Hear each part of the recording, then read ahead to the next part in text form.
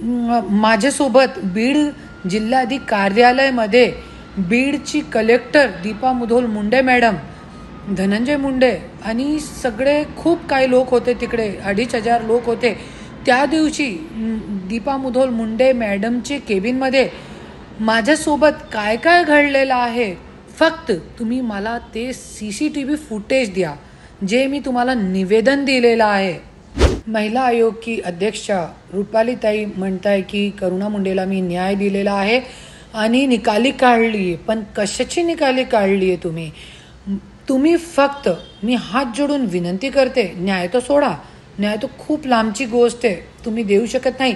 पण जरी तुम्ही जे मी निवेदन दिलेलं आहे तुम्हाला की माझ्यासोबत बीड जिल्हाधिकारी कार्यालयामध्ये बीडची कलेक्टर दीपा मुधोळ मुंडे मॅडम, धनंजय मुंडे आणि सगळे खूप काही लोक होते तिकडे, 2,500 लोक होते. त्या दिवशी दीपा मुधोळ मुंडे मॅडमचे केबिनमध्ये माझ्यासोबत काय काय घडलेलं आहे, फक्त तुम्ही मला ते CCTV फुटेज द्या, जे मी तुम्हाला निवेदन दिलेलं आहे. फक्त तुम्ही मला जरी ते CCTV फुटेज दिले ना, तो मी 100% बोलते तुमच्या चरणामध्ये मी नतमस्तक होईल आणि मी स्वतः महाराष्ट्राची जनताला निवेदन करेन की तुमची सारखीही तुम्ही एक खंबीर नेतृत्व आहे महिला आयोगासाठी.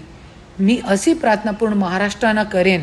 अन्यथा जरी तुम्ही नाही दिलावू शकले मला, माझ्यावरती ते जिल्हाधिकारी केबिनमध्ये माझ्यासोबत काय काय घडला त्या दिवशी ते CCTV फुटेज जरी तुम्ही मला नाही दिलावू शकले, तो हात जोडून विनंती तुम्हाला की कृपया करून तुम्ही राजीनामा द्या.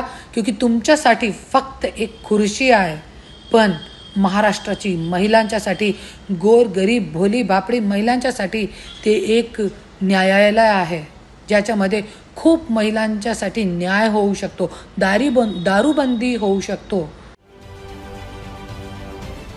महाराष्ट्रातील सर्व बातम्यांचे विश्वासार्ह व्यासपीठ. सकाळच्या सर्व सोशल मीडिया प्लॅटफॉर्मला लाईक, फॉलो आणि सबस्क्राईब करा. तसंच सर्व नोटिफिकेशनसाठी बेल आयकॉन प्रेस करायला विसरू नका.